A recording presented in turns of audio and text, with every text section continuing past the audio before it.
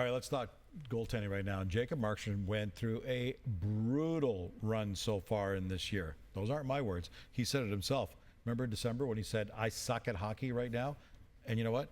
He was right. But he doesn't suck at hockey over the last week. He's really turned it around. Yeah, and let's be honest. Jacob Markstrom does not suck at hockey. He's been a very good goalie in this league. He did, though, earlier this year. Sure. His words, not mine. Yes, but the numbers would maybe indicate that. But he's been a very good goalie in this league for a long time. So there's some pedigree there. And it's funny how much things can change when you get the save at the right time. And maybe the save that you don't always expect, but the one that maybe he could make. And that's what Jacob Markstrom is doing right now. And the timing couldn't be better because the Winnipeg Jets are not playing well. They're not scoring goals. And if you've watched Calgary play over the course of the season, they've been a very good defensive team. They really have.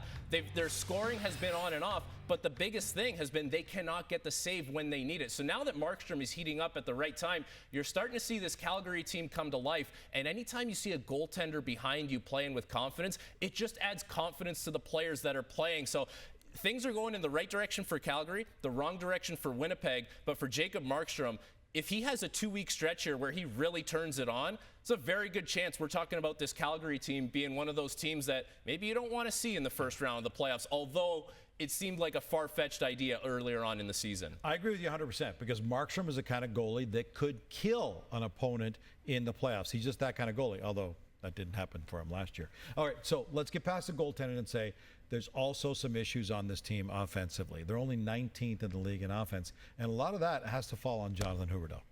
Yeah, it does. And, you know, you look at the season he had last year, right? That's a career year.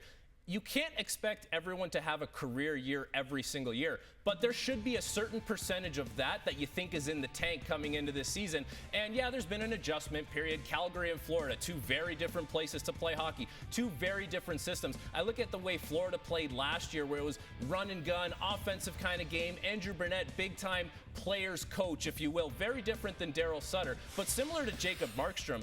You catch heat at the right time here now, and you provide a little bit of offense throughout this 2-week stretch. And we're talking about a different feeling for Jonathan Huberdeau around the fan base. Now we're talking about, okay, it wasn't a great year, but we still got to the playoffs. And then, yeah, like the old saying goes, you never know what can happen once you get there. Instead of, okay, Huberdeau didn't have a very good year and you missed the playoffs. If they find a way to get into the playoffs here and Huberdeau factors in on that, that's a very different feeling going into the summer. The fan base will feel it, he'll feel it, and the team around him will feel a little more positive about that interaction. And they could use a little positive feeling around Huberdeau right now.